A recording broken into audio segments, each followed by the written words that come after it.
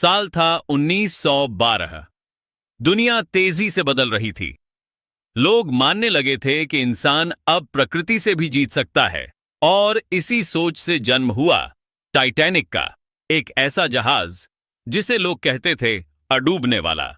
दुनिया का सबसे बड़ा, सबसे शानदार और सबसे सुरक्षित जहाज। इसकी लंबाई 2 फुटबॉल मैदानों से भी ज्यादा, 9 मंजिल ऊंचा, अंदर से किसी तैरते हुए महल जैसा। पहली श्रेणी में सोने चांदी से सजे हॉल, शानदार डिनर टेबल, संगीत और नाच। दूसरी श्रेणी में आराम और सुकून, और तीसरी श्रेणी में उम्मीदें, उन मजदूरों की उम्मीदें जो अमेरिका में नया जीवन शुरू करना चाहते थे। 10 अप्रैल साउथहैम्पटन से टाइटैनिक रवाना हुआ। 2000 से भी ज्यादा लोग, सपनों और अहंकार का बोझ उठाए, न्यूयॉर्क की ओर निकल पड़े। लेकिन 4 दिन बाद, 14 अप्रैल की रात, अटलांटिक की ठंडी लहरें और अंधेरे में तैरता हुआ हिमखंड।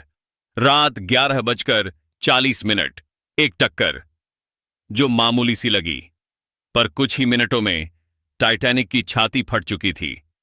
लोग हंस रहे थे, संगीत बज रहा था। किसी को भरोसा ही नहीं हुआ कि इतना बड़ा जहाज डूब सकता है, पर सच यही था। अडूबने वाला जहाज डूबने लगा था। फिर शुरू हुई भागदौड़।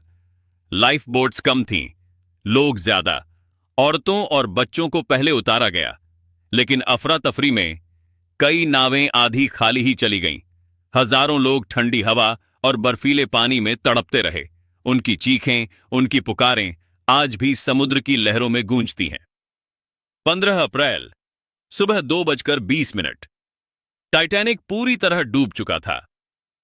100 से अधिक लोग उस रात हमेशा के लिए खो गए।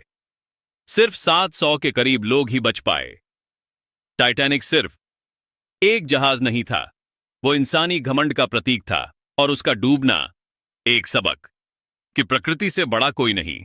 आज भी समुद्र की गहराइयों में पड़ा टाइटैनिक हमें याद दिलाता है, तकनीक, दौलत और ताकत सब बेकार है अगर इंसान में विनम्रता और सावधानी नहीं है।